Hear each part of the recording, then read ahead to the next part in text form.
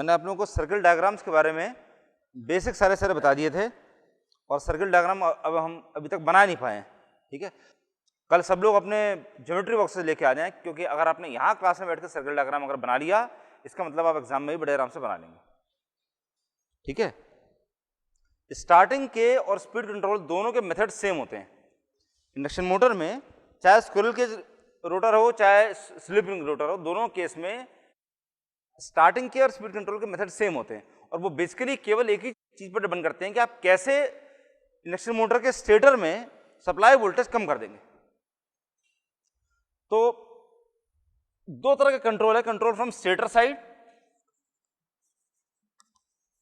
Control from stator side which is for squirrel cage induction Motors.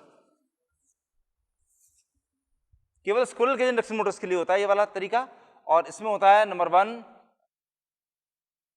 Primary rheostat starter, पहले तो direct online है, DOL, DOL का मतलब direct online starter. दूसरा है प्राइमरी रियोस्टेट स्टार्टर,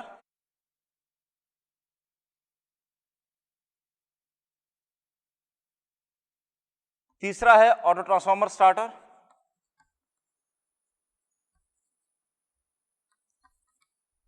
और चौथा है स्टार डेल्टा स्टार्टर।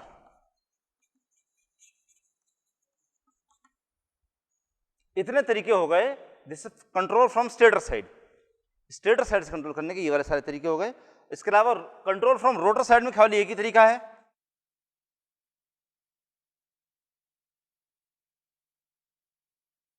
और ये वाला तरीका खाली वाउंड रोटर या स्लिप रिंग इंडक्शन मोटर जो होती है उसके लिए यूज करा जाता है, और slip ring induction motor, and that is only one, और that is rotor resistance, rotor rheostat.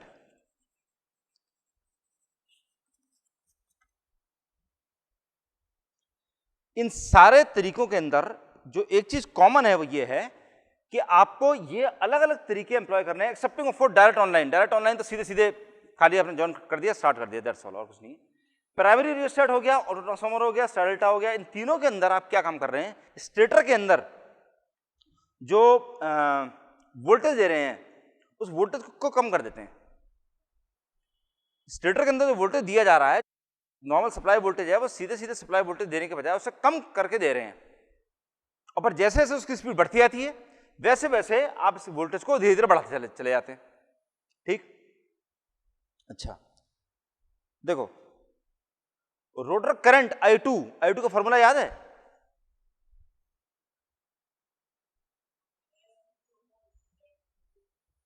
Rotor current I2 का फॉर्मूला क्या है? I2 is equal to SE2 upon Z2 which is R2 plus SX2 का whole square.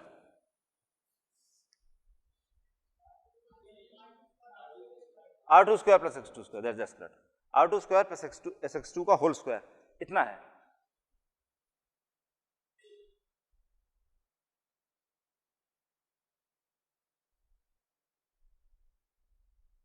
And I1 is directly dependent upon I2। अच्छा, एक चीज important चीज समझिए कि इंडक्शन मोटर में काम कैसे होता है।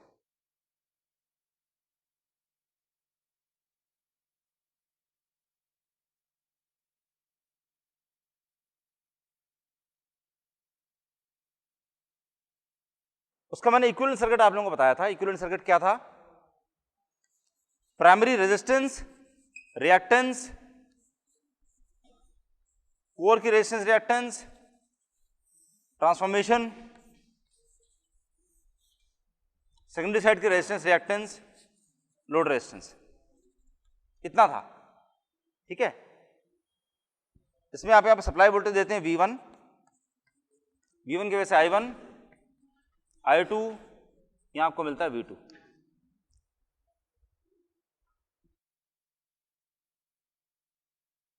उसकी वजह से मिल रहा है आपको यहां पे V2, ठीक है। अब ट्रांसफॉर्मर के बारे में आप सब लोग जानते हैं, ट्रांसफॉर्मर वर्क कैसे करता है। मान लीजिए अभी ट्रांसफॉर्मर भी वर्क कर रहा है, मान लीजिए ट्रांसफॉर्मर है, ट्रांसफॉर्मर एक बार का आपको समझ में आ जाए, फिर इंडक्शन मोटर समझाना आसान काम पड़ जाएगा। ट्रांसफॉर्मर्स के अंदर आप सप्लाई कहाँ देते हैं?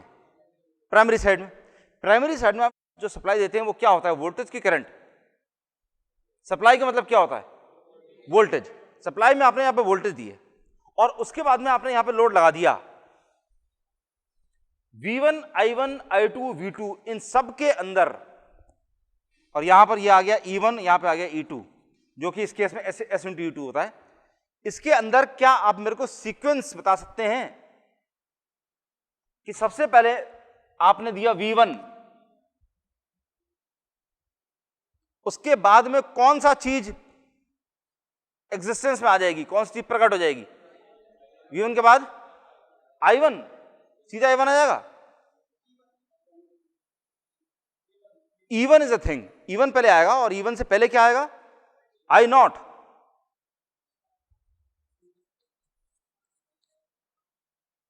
ठीक, V1 देने के बाद में फ्लो करेगा I0। जैसे ही आप सप्लाई वोल्टेज देंगे, ये सीक्वेंस इज इंपॉर्टेंट, ये समझने की चीज है। ये कभी भी आपसे, मुझे नहीं लगता कि कोई भी जना ऐसा पूछने वाला है, अनलेस आप इस केस में पीएचडी कर रहे हैं, तो कोई भी आपको नॉर्मल केस में आपको एग्जाम में ये नहीं पूछा जाएगा कि ये सीक्वेंस ऑफ ऑपरेशन बताओ। लेकिन अगर ये चीज आपको समझ में आ गई तो इसका मतलब आपको पूरा वर्किंग ट्रांसफार्मर की और इंडक्शन मोटर की दोनों की वर्किंग क्लियर हो जाएगी। वो चीज आपने सप्लाई वोल्टेज दिया V1, तो ऐसा नहीं है कि आपने V1 दिया, V1 की वजह से I1 ने फ्लो करना शुरू कर दिया, फिर I2 फ्लो करने लगे, फिर V2 आ गया। ऐसा नहीं है। इट्स नॉट, मतलब एक स्टेयरकेस की तरह से नहीं है कि पहले यह है, फिर यह है, फिर यह है, फिर यह है। ऐसा नहीं है।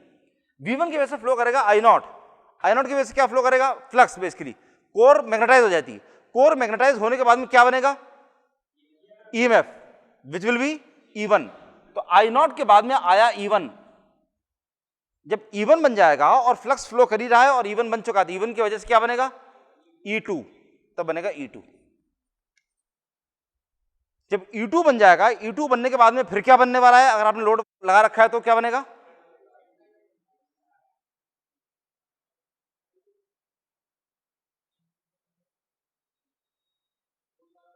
लोड लगा रखा है आप लोगों ने, I2 बोला है ना, तो दैट्स करेक्ट।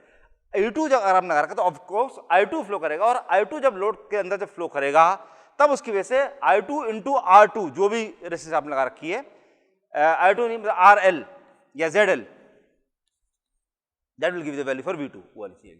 तो E2 की वजह से फ्लो करेगा I2 की वजह से पर बनेगा V2, और जब ये I2 फ्लो करना शुरू कर देगा तो I2 क्या अपने आप फ्लो कर सकता है? I2 से पहले एक चीज रह गई।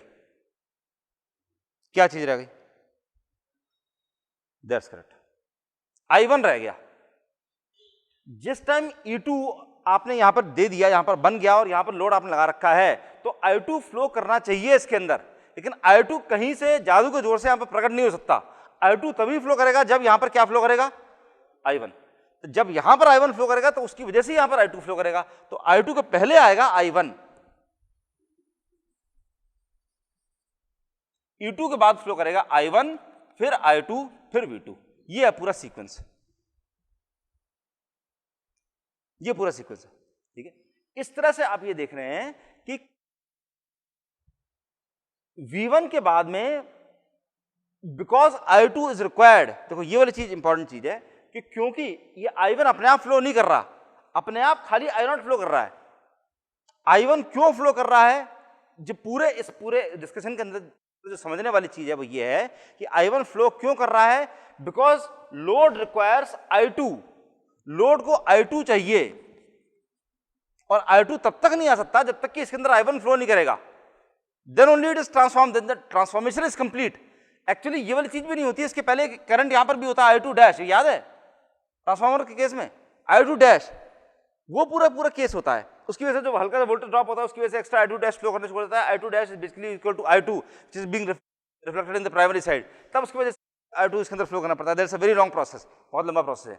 बट बेसिकली हम खाली मेन चीजें लेके चल रहे हैं, तो मेन चीज की वजह से आप ये वाली चीज समझ सकते हैं। तो I2 is basically slip dependent. यहां पर पॉइंट हमारा क्या है? I2 is slip dependent. जितना स्लो होती जाएगी, जितनी इंडक्शन मोटर की जो स्पीड है वो स्लो होगी, उतना स्लिप की वैल्यू बढ़ जाएगी।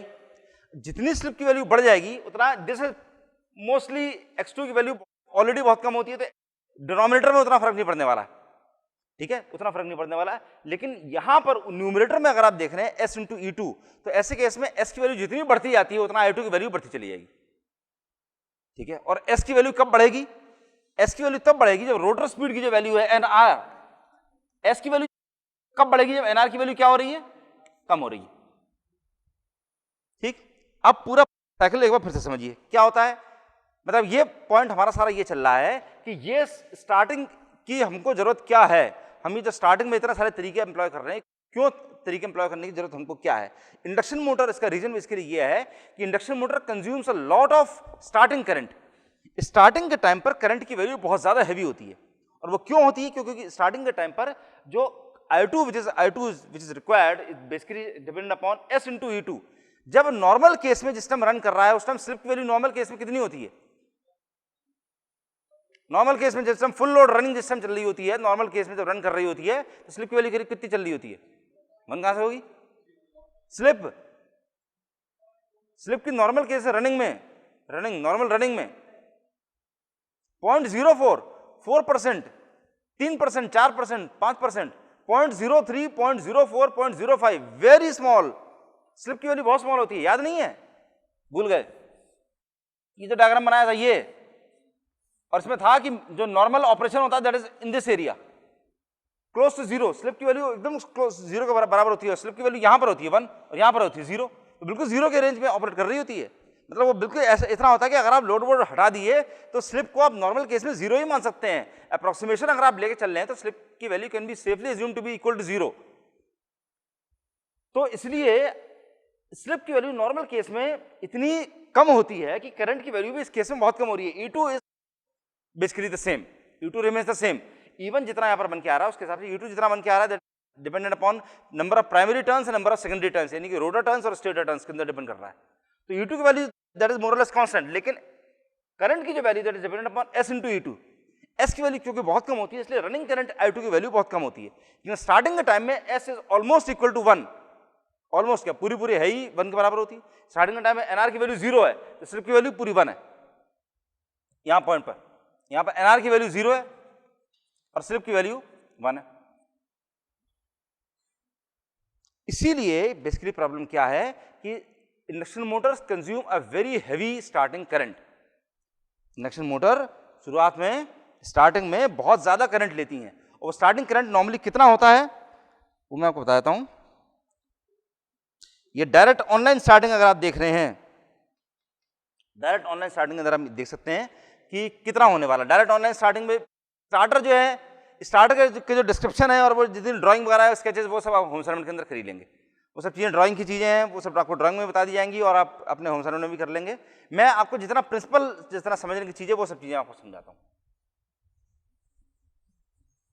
डायरेक्ट ऑनलाइन स्टार्टिंग बेसिकली वो वाला केस है जब आपने एक तरह से आपने कोई भी स्टार्टर यूज नहीं कर रखा है। Direct online starter, dual starter basically वो वाला होता है कि खाली उसके अंदर एक प्रोडक्टिव रिले लगी हुई है, जो अगर किसी वजह से सिंगल फेजिंग अगर हो जाती है तो उसकी वजह से वो तीनों फेज की सप्लाई काट देगा और बंद हो जाएगी। और कॉन्टैक्टर्स लगे होते हैं। कॉन्टैक्टर्स बेसिकली क्या होते हैं? कॉन्टैक्टर्स इवन क्यों इंड्यूस हो रहा है? इवन इंड्यूस क्यों हो रहा है? इवन इंड्यूस हो रहा है Faraday's laws of electromagnetic induction की वजह से। और फैराडेज लॉज क्यों फॉलो हो रही है? क्योंकि फ्लक्स इज वेरिएंट। पॉइंट क्या है कि अगर आपने यहां पर V1 जो सप्लाई थी वो अगर DC दे रखा होता तो उसकी वजह से जो करंट फ्लो कर रहा होता I0 that would have been DC।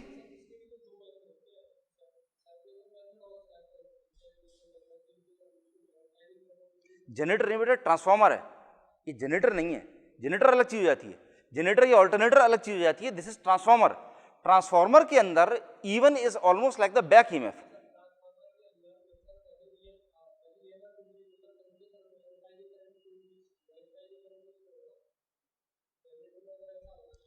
क्योंकि उसके अंदर करंट फ्लो कर रहा है। करंट फ्लो करेगा, करंट की वजह से फ्लक्स फ्लो करेगा। जब फ्लक्स फ्लो करेगा तो फ्लक्स की वजह से, फ्लक्स के वेरिएशन की वजह से उसमें EMF इंड्यूस होता है। इसका EMF इक्वेशन याद है? E1 की वैल्यू क्या थी? E1 equal to 4.44 F phi FIT, FIM, volts, इतना वोल्ट्स ये। So you see E1 is dependent upon the flux phi. जब फ्लक्स फाई फ्लो कर रहा है तभी उसकी वजह से E1 बन के निकल रहा है, it's not the other way around.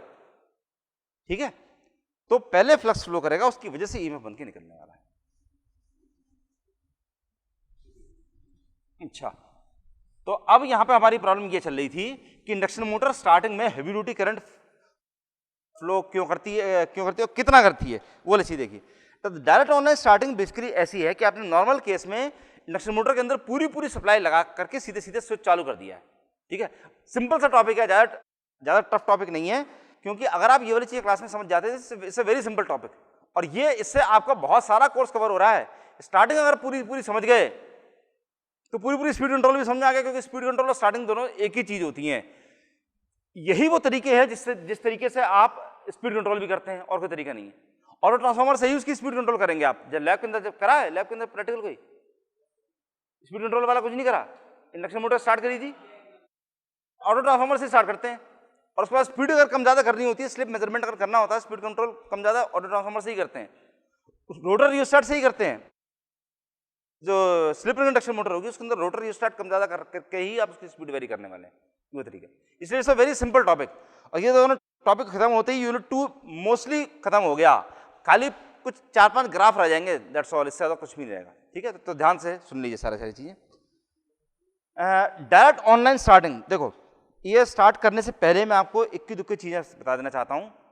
Full load current, full load torque, यानी कि IFL, TFL, IST, TST, full load starting, और दैट्स ऑल। हाँ, और ISC शॉर्ट सर्किट करना। ठीक है, इतनी चीजें आप लोगों को क्लियर हो जानी चाहिए, इन सब के अंदर डिफरेंस क्या है। IFL और TFL, full load current, full load torque का मतलब क्या होता है? कोई बता सकता है मेरे को? फुल लोड करंट और फुल लोड टॉर्क का मतलब क्या है? कैसा भी गलत सलत, कैसा भी दिमाग में जवाब आ रहा हो, एनी आइडिया? क्या चीज? Full load correct, that's all, बस खाली इतनी चीज है, बिल्कुल सही चीज।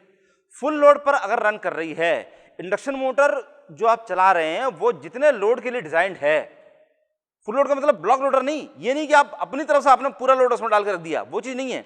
जितने मैक्सिमम पॉसिबल लोड के लिए इंडक्शन मोटर डिजाइंड है, उतने लोड पर आप इंडक्शन मोटर को रन कर रहे हैं। उतने लोड पर जिस टाइम रन कर रही है उस टाइम वो कितना करंट ले रही है और उस टाइम कितनी टॉर्क मिल रही है, दैट इज बेसिकली IFL और TFL। फुल लोड पर करंट कितनी जा रही है, फुल लोड पर टॉर्क कितनी मिल रही है, that is IFL TFL। IST TST clear है सब लोगों को? स्टार्टिंग के टाइम पर, जिस टाइम आपने इंडक्शन मोटर को स्टार्ट कर रखा है, उस टाइम उसने कितनी करंट ली, और स्टार्टिंग के टाइम पर टॉर्क कितनी आपको मिली। अगर आपको ये वाली चीजें क्लियर ना हो तो आप वो डायग्राम याद कर सकते हैं जिसमें आपको ये वाला ये था। By the way, TFL is different from Tmax। Tmax क्या है? Tmax या TBD?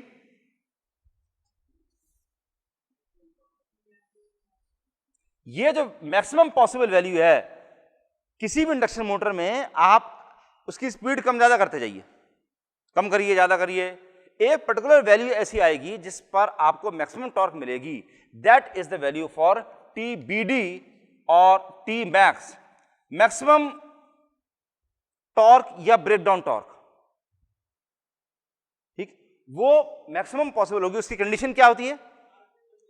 R2 equal to SX2, R2 equal to SX2 किस स्लिप पर आने वाली है? R2 X2 वो तब होगा जब स्टार्टिंग के टाइम पर, स्टार्टिंग मैक्सिमम स्टार्टिंग टॉर्क के लिए, मैक्सिमम स्टार्टिंग का अगर आपको देखनी है तब उसकी कंडीशन होगी R2 इक्वल टू X2। लेकिन नॉर्मल रनिंग केस में आपको जो मैक्सिमम टॉर्क मिलने वाली है किसी भी स्लिप पर, वो किस स्लिप पर मिलने वाली है? That is basically R2 equal to SX2, ये वाली चीज होती है। तो TBD और Tmax ये मैक्सिमम पॉसिबल टॉर्क है। ठीक है, अब देखो नॉर्मल केस में जो इंडक्शन मोटर की रनिंग होती है वो इस एरिया में होती है, इस रेंज में, नीचे नहीं, इस रेंज में होती है।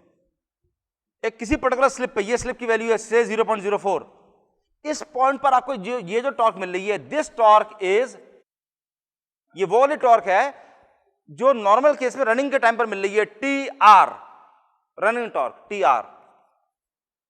जब आपने इंडक्शन मोटर के ऊपर फुल लोड डाल दिया, उस टाइम स्लिप की वैल्यू थोड़ी सी बढ़ जाएगी, थोड़ी सी बढ़ जाएगी, तो थोड़ी सी कम हो जाएगी, यहां पर हो जाएगी। ये जो आपको वैल्यू मिलेगी, दिस इज बेसिकली TFL। उतना लोड आपने इंडक्शन मोटर पर डाल रखा है जितने लोड के लिए वो डिजाइंड है। मतलब ये जैसे फॉर एग्जांपल ये सॉकेट है, ये सॉकेट कितने एम्पियर का होता है? 5 एम्पियर का। तो इसमें मैक्सिमम आपको 5 एम्पियर करंट ही लेनी होती है। ये वाली बात दूसरी है कि आप इसमें एक 3 पिन प्लग लगाते हैं, उसमें 2-3 3 पिन प्लग और लगा लेते हैं, फिर उसके बाद में आपने टेप रिकॉर्डर लगा दिया, उसके साथ में और बाकी अपने वो बिजली के टेबल लैंप, तो एक ही सॉकेट में से 5 एम्पियर के बजाय 8, 9, 10 एम्पियर जितना खींच सकते हैं उतना खींच लेते हैं। गीजर, हीटर जो भी लगाना वो सब भी इसके अंदर लगा देते हैं। But that is not what it is design for. इसका मतलब ये हो रहा है इतना ज्यादा आपने अगर खींच रखा है, इसका मतलब उसके अंदर ओवरलोडिंग हो रही है, ओवरलोडिंग। तो ओवरलोडिंग अगर ना करें इंडक्शन मोटर के ऊपर, नॉर्मल आपने मैक्सिमम पॉसिबल लोड डाल रखा है जिसपे एफिशिएंटली रन कर लेगी, that is known as full load. तो वो उस टाइम पर आपको जितनी टॉर्क मिल रही, that is T full load. उस टाइम जितनी करंट ले रही है, that is full load current. Starting के टाइम पर ये जो आपको टॉर्क मिली, this is basically starting torque TST। और स्टार्टिंग के टाइम पर उसने जितना करंट लिया, दैट इज IST। ये IST की जो वैल्यू होती है, that is normally IST is equal to 5 to 7 और 8 टाइम्स, इसका मतलब 8 टाइम्स IFL। इसका मतलब ये हो गया कि 8 into IFL होती है। तो अगर एक नॉर्मल इंडक्शन मोटर है जिसकी फुल लोड करंट, अगर आपने पूरा लोड उस पर डाल रखा है और वो उसकी फुल लोड करंट की वैल्यू अगर 10 एम्पियर है, 10 एम्पियर, तो स्टार्टिंग करंट की वैल्यू कितनी हो जाएगी? 80 एम्पियर। ये प्रॉब्लम है, स्टार्टिंग करंट की वैल्यू बहुत ज्यादा हो जाती है, इट एक्सीड्स सर्टेन वैल्यूज। मतलब 10 एम्पियर की जगह 80 एम्पियर वो स्टार्टिंग करंट पे एक झटका आता है। जैसे आप स्विच ऑन करेंगे DOL का, direct online induction motor start करना बड़ा आसान काम है। जो DC मशीन आपने स्टार्ट करनी थी पिछली बार, DC जनरेटर्स वगैरह, DC जनरेटर स्टार्ट करे होंगे पिछले सेमेस्टर में, खाली एक बटन दबाते खट से चालू हो जाती है, जनरेटर मूव करना शुरू कर देता है। तो वो जो कपल्ड है, वो आपके सीनियर्स ने ही करा हुआ ये वाला काम। आपके जो सीनियर बैचेस थे उन लोगों ने ये वाला काम करा था कि इंडक्शन मोटर जो थी वो पुरानी निकाली, उसको लेकर करके इस जनरेटर के साथ में कपल करके लगा दिया था। पहले जनरेटर के साथ में कोई कपलिंग डायरेक्टली इसकी नहीं थी, 3 वे इंडक्शन मोटर की नहीं थी। पहले इसकी जो कपलिंग कर रखी थी प्राइम मूवर की तरह, प्राइम मूवर चाहिए होता है। प्राइम मूवर कितने लोगों को याद है? प्राइम मूवर क्या होता है? प्राइम मूवर, चलो काफी लोगों को याद है, बहुत अच्छी बात है। प्राइम मूवर का पर्पस खाली क्या होता है? DC जनरेटर के रोटर को घुमाना। तो वो जो प्राइम मूवर होता है, वो प्राइम मूवर की तरह से लैब में जो लगा रखा था DC सीरीज और कंपाउंड जनरेटर्स के लिए, प्राइम मूवर्स भी DC मोटर्स लगा रखी थी। तो ये वाली चीज बड़ी प्रॉब्लम आ रही थी। पहले सप्लाई ऑन करी, 3 फेज सप्लाई, 3 फेज सप्लाई से 3 फेज रेक्टिफायर ऑन किया, 3 फेज रेक्टिफायर से DC मिलनी शुरू की, फिर DC को कन्वर्ट करा, DC मोटर में दिया। तो बहुत लंबा चौड़ा प्रोसेस था। DC रेक्टिफायर में बहुत सारी बिजली बर्बाद होती थी। इसलिए हंसर ने ये वाली चीज डिजाइन करी कि ये काम करते हैं कि जितनी मोटर्स हैं, 3 वे इंडक्शन मोटर जो रखी हुई हैं, उनके अंदर अगर इतनी लोड कैरिंग कैपेसिटी है तो उनको कपल कर दिया जाए प्राइम मूवर की तरह से DC जनरेटर्स के साथ में। तो वो DC जनरेटर्स के साथ में इंडक्शन मोटर्स कपल्ड है, 3 फेज इंडक्शन मोटर्स। और 3 फेज इंडक्शन मोटर्स को चलाने के लिए डायरेक्ट ऑनलाइन, छोटी सी इंडक्शन मोटर है, इसे छोटा सा डायरेक्ट ऑनलाइन स्टार्टर लगा रखा है। तो उसमें आप देखिएगा जिस टाइम आप उसको ऑन करेंगे, जैसे ऑन करेंगे, ऑन करते समय जैसे ग्रीन बटन दबाएंगे उसको स्टार्ट करने वाला, आप उसके साथ में जो एमीटर कनेक्टेड है उसके पैनल पे एमीटर चेक करिएगा, तो वो एक झटका मारता है बहुत हाई, एक्सट्रीमली, बिल्कुल लिमिट तक, जहां तक पहुंच सकता है वहां तक पहुंच जाएगा। अगर नॉर्मल करंट उसकी 3 एम्पियर 4 एम्पियर जाती है तो that goes up to almost 20 ampere 25 ampere तक एक झटका मारता है, फिर एकदम से कम होने शुरू हो जाती है। जैसे जैसे स्पीड बढ़ती जाती है वैसे वैसे कम हो जाती है, क्योंकि छोटी मोटर है इसलिए बड़ी जल्दी से स्टार्टअप हो जाती है, इसकी इनर्शिया बहुत कम है, जल्दी से स्टार्ट हो जाती है। तो एक झटका मारता है, फिर सुई, मतलब यूं झटका मारेगा और फिर यूं सुई कम होने जाती है, बड़ी जल्दी से काम हो जाता है। लेकिन अगर ये बड़ी मोटर अगर आप ले रहे हैं और बड़ी मोटर को डायरेक्ट ऑनलाइन स्टार्टिंग करेंगे तो प्रॉब्लम हो जाएगी, क्योंकि वो जल नहीं पाएगी, वो जला देगा, MCB वगैरह ट्रिप कर जाएंगी। लेकिन अगर आप कुछ रेजिस्टेंस लगा करके भी अगर कर रहे हैं तो भी आप देखेंगे वो करंट धीरे धीरे कम होता है, क्योंकि उसका इनर्शिया बहुत ज्यादा है, रोटर धीरे धीरे स्टार्ट होता है, इनर्शिया बहुत ज्यादा है, इसीलिए उसका करंट जो धीरे धीरे कम होता है। तो IST की जो value that is 8 times IFL, ये हमारे सामने सारी प्रॉब्लम है। तो इसलिए आप ये वाला काम करना चाहते हैं। और ISC क्या है? That is basically the short circuit current. Short circuit current का मतलब क्या है? ब्लॉक रोटर, जिस टाइम आपने स्विच ऑन करा है, स्टैंड स्टिल कंडीशन क्या होती है? स्टैंड स्टिल कंडीशन स्टार्टिंग के टाइम पर, स्टैंड स्टिल कंडीशन वो होती है जिस टाइम स्लिप की वैल्यू 1 है। स्लिप की वैल्यू 1 कब होती है? स्टार्टिंग के टाइम पर। तो जिस टाइम आपने स्विच ऑन करा है, बिल्कुल स्विच ऑन कर दिया है और रोटर ने घूमना शुरू नहीं किया है, उस टाइम बेसिकली कौन सी कंडीशन है? Block rotor condition. वो ब्लॉक रोटर कंडीशन है, एक फ्रैक्शन ऑफ सेकंड के लिए ब्लॉक रोटर कंडीशन हो जाती है।